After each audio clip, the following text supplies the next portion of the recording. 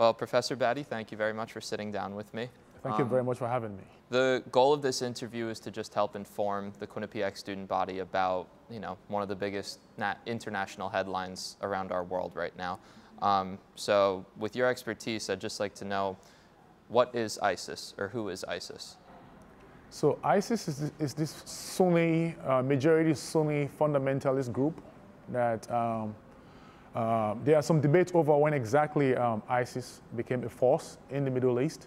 Some say it goes as far back as even in late 1990s. So what would you say, is it more so that the media is putting a spotlight on them now, or has there been a recent surge in their popularity and in their strength? Both. So over the summer, they were able to rapidly take over territory in Iraq. And this coincided with less than a year after American withdrawal from Iraq, and so this raised a lot of concerns. And for students who may not be informed, some students may not even be aware of what ISIS stands for, but what is, right now, currently, what is their sole mission? The mission of ISIS, which stands for Islamic State, and that's really the short form. The longer form is Islamic State in Iraq and Syria, ISIS, or Islamic State in Iraq and the Levant. The Levant is a larger territorial area that they believe constitute territories in Jordan, in Lebanon, and even Palestine. So the immediate goal right now, they keep saying, is that they want to establish what they believe is a caliphate.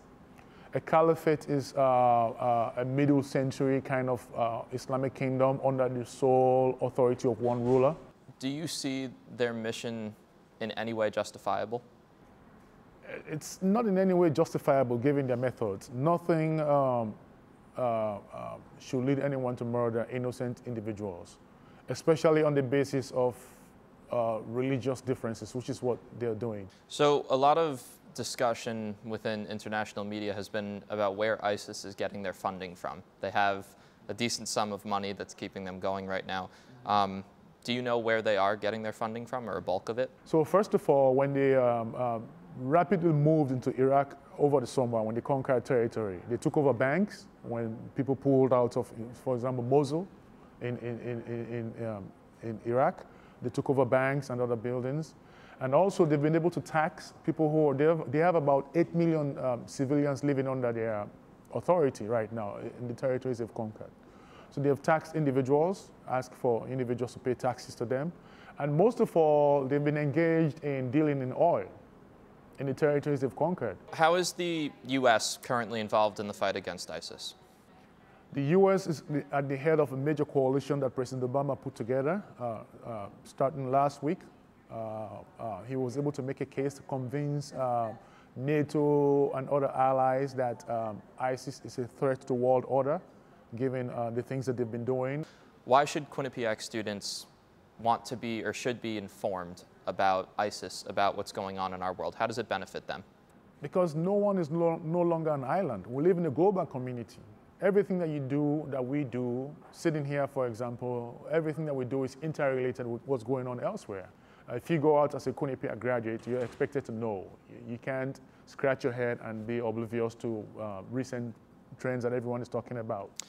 And what would you say makes ISIS different from past terrorist organizations, from past militants? Because a lot of the talk within the media has been about major political figures in Washington saying, they're different than Al-Qaeda. This is a lot, more terrifying. There's more threat posed with it. So what makes them different? Someone best described them as Al-Qaeda on steroids.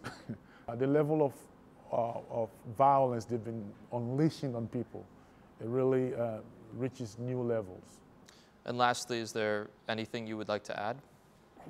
The Middle East is so complicated, and it's such a convoluted place and in terms of the conflict and so forth, that I really would encourage anyone and everyone should take additional interest in this.